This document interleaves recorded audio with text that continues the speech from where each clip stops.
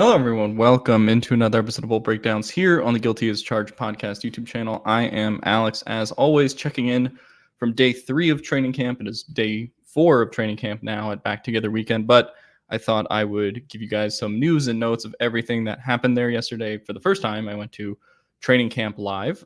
Fun to see, even though I sat on the wrong side of the field, but I still got to see a lot of cool stuff. Me and Steven will be at training camp today. So more fun on day 4 before me, Tyler, and Steven will be there on Monday. So a lot of fun things going on. But thanks to everyone who came up to me at practice yesterday and wanted to talk and take photos. So it was a cool time to see everybody out there and people who actually recognized me from the podcast. So it was fun stuff. But I did want to talk about a couple news and notes before we get into day 4. J.K. Dobbins left practice early, as well as Rashawn Slater. We don't have any clarity on their injuries, although Rashawn's doesn't seem as bad right now. He was able to not come back to play, but went back to the field before then going back into the training camp facility. So I thought the most interesting thing here was they had a new offensive line set up with the first team offense and sort of showed their preference and options for things. At first, when Slater went out, Salyer came into left tackle. Then that lasted for one play before they switched it to then Joe Alt taking over at left tackle, Jamari being at right guard, and Pipkins kicking out to right tackle. So I thought that was just an interesting thing in terms of from an in-season perspective, like if Pipkins or if Slater went down, what would be the plan of attack?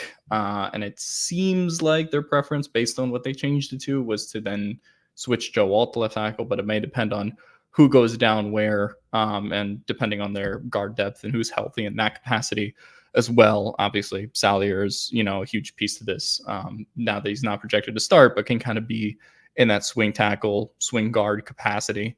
Couple notes on the wide receivers that I thought were interesting. So Daniel Popper obviously did his before training camp thing where he talked about the wide receiver depth chart and the fact that Quentin Johnston was not in his top 3 for 11 personnel, which isn't necessarily a big deal at this time, but he did have Palmer, Chark, and Ladd McConkey being the starting triad of 11 personnel. Now, the thing is, knowing Greg Roman, they're not going to live out of 11 personnel very much. Probably will run it as one of the fewest teams, or run it, as little as many other teams in the league do, given his offense. So I don't think that is as much of a concern. But one thing that I did think was interesting and kind of jogged my brain a little bit in terms of where QJ really stands is there was a special teams drill that was being done in terms of special teams tackling, where they had pretty much all the receivers except Josh Palmer and DJ Chark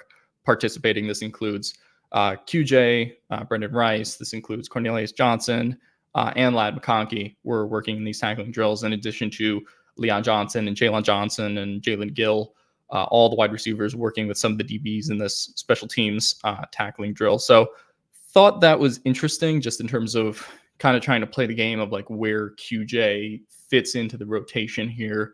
Not that I think it was like a big thing against him, but interesting nonetheless. I think, Popper has written about how QJ kind of won the first 2 days of camp. I thought yesterday he had some pretty good moments. Obviously, they posted the one on social media where he was able to make an adjustment on sort of a not so great thrown ball and then, beat Zamari Walton. But QJ also had 2 drops yesterday, one against Zamari Walton in the end zone. So, I think it's really tough to tell where QJ is in terms of his game now. And I think we'll find out a little bit more when the pads come on Monday. That is kind of what'll tell me a lot, because even in that touchdown he had on day 2, it's like, Harbaugh has specifically told the DBs to basically stop and not initiate contact. So they're not going up for the ball or trying to make the efforts that QJ or any of the other wide receivers are trying to make intentionally. And Harbaugh's talked about, the tempo violations thing, so they don't get any wide receivers or corners hurt at this stage of the offseason. So kind of really tough to evaluate. But I think QJ had some good moments yesterday in addition to the drops. Chark was probably the best receiver of yesterday, or certainly the most noticeable on the field between everybody involved. In terms of the other receivers, Palmer, was pretty good in his capacity, although he did not, he's been rehabbing obviously from his knee injury last year. He did not participate in the 11s on 11s. So that is a little bit of an interesting thing to watch going forward, because I know it was Sanjay Lal who talked about his conditioning during OTAs and minicamp, and they've been slowly going up in terms of the reps. So I think that'll continue for Josh Palmer, but they've been a little bit cautious with him in terms of, fully integrating him into, sort of some of the team drills, but he's been participating still. In terms of McConkey, I thought Herbert and McConkey were a little bit off yesterday. There was one throw where I think it was 7s on 7s where Herbert just kind of overshot him. Another one where McConkey was just kind of not in the right place for the throw. But obviously, they had a very good OTAs and minicamp report per many people like Popper. So this is not something to worry about. I think it is something that will kind of get worked out over time. I also thought Brandon Rice was a pretty big winner yesterday as well. Caught a deep ball right down the sideline. So he's been kind of flashing as a tackler too in the special teams drill that I mentioned. The real storyline of training camp, I think, has been Jordan McFadden to a degree, who has been working everywhere. They will have him lined up at fullback. They'll have him lined up at extra tight end. He was specifically, there was a drill yesterday where they had a center, hand off the ball or, snap the ball to Herbert. And we're basically letting McFadden take extra reps of handoffs by himself, I assume, kind of in a fullback capacity. But I thought that was, pretty telling of like what they want to do with him. They just kind of want to use him as their, weapon, jack of all trades, if you want to say, on offense. So I thought that was pretty interesting. What does that mean for kind of guys like Ben Mason, for example, who's also trying to make the roster as a fullback? I don't know. I would say it's probably not necessarily great for his chances that they're kind of working this much with McFadden in a fullback jumbo tight end capacity, but also still too early to tell. Gus Edwards has not been participating in the team drills. That continued on day 3. He still is only working in the individual capacity. And then I think it was Hayden Hurst and Edwards per Popper who then went with Ben Herbert while the 11 on 11 drills were working to then get with him in the weight room as opposed to participating in the team drills. So I thought that was noteworthy. Obviously, Edwards has been ready for camp in that he's been participating in the individual drills more so than he was participating in OTAs, where he was just sort of off to the sideline. But nonetheless, kind of interesting with the offseason surgery, seeing how quickly he'll ramp up here. Obviously, I don't expect Edwards to be a player in general as kind of the RB1 on this team that will play any significant preseason snaps. So it's just kind of about, getting him, integrated into the offense here, which I'm sure, given his rapport with Greg Roman and obviously being the bell cow running back that he has been the last few years, especially last year in Baltimore, I don't think there's kind of any concern there. It's just a matter of like, when does he feel better kind of after the injury to go full speed? Stone Smartt, per Daniel Popper. I didn't see all of these receptions yesterday, but he did have 6 receptions, which, was pretty interesting. It was a good day for the tight ends as a whole. Hayden Hurst got targeted a bunch. Will Dissly also got his fair share of targets. All around the tight ends, especially kind of with McFadden now integrated into whatever he's going to be doing at fullback and tight end. That's going to be a competitive roster to make, especially Donald Parham, who's still obviously a weapon that Greg Roman has talked about, wanting to use kind of in the red zone in that capacity. But I think it was Greg Roman on day 2 who had said that he wants Donald Parham to fill out a little bit more in the run game, just physically as a blocker, which, Parham has always been like a decent blocker for his size, but, this offense kind of necessitates a little bit more of that. So we'll see. But then again, like Stone Smartt is kind of obviously not the best blocker either, right? But if he, makes an impression on this coaching staff as a receiver, he may still have a spot either on the 53-man roster or the practice squad. So we'll kind of see there. The thing I've been most surprised by at this training camp, maybe in general, has been the amount of RB1 reps in team drills that Jarrett Patterson has like pretty consistently gotten.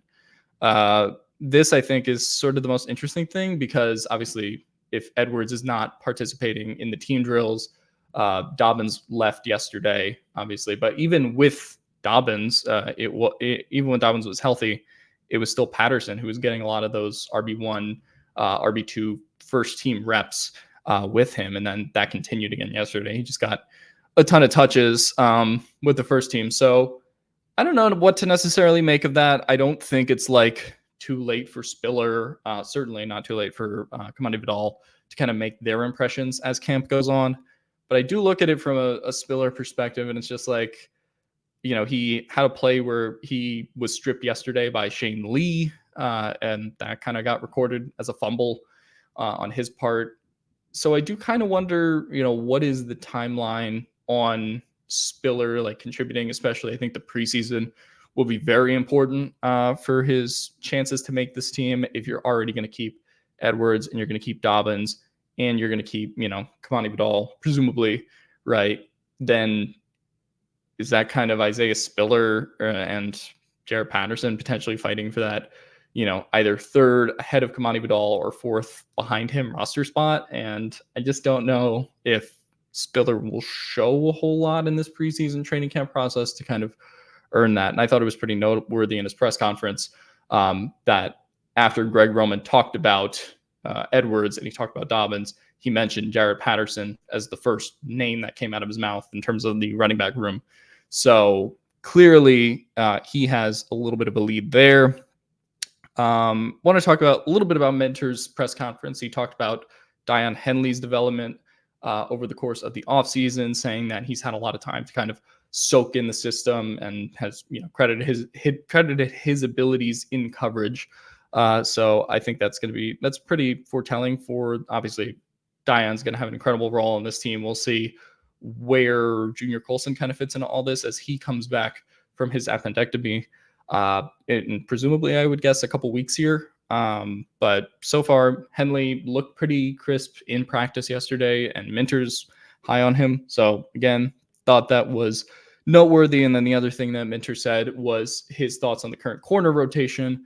Obviously, there's a lot of coach speak involved here, but he did pretty much kind of say that the starting trio of ASJ, Fulton, and Ja is the preferred group right now. Obviously, when it was followed up, I think it was Popper who maybe followed up. Is there like any guy who can change that starting rotation? Is there any guy who can come in?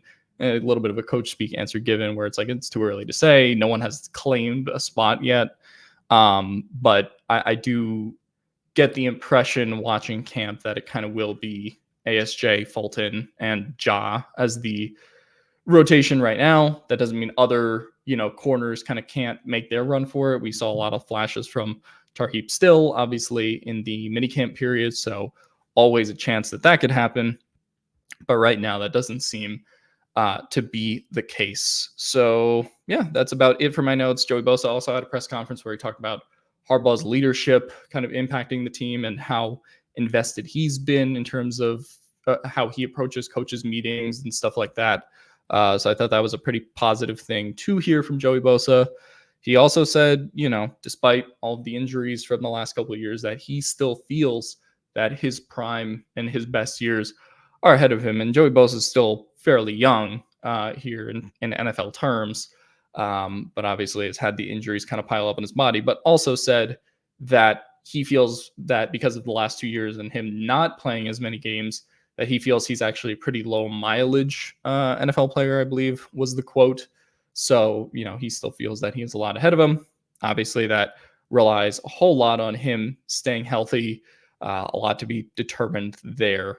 But those are about all of my notes from day 3 of Chargers training camp. So if you are coming to Back Together Saturday, give us a shout. I know Steven will have his media credentials, so he'll be on the field, but I will be in the stands. So if you want to say hi, take a picture, I'm sure, we'll be around for that. I know a lot of people came up yesterday, so very thankful, for this opportunity to meet some of you guys at training camp. And without any further ado, we will get ready for today's day 4 of Back Together Weekend, and I will see you guys next time.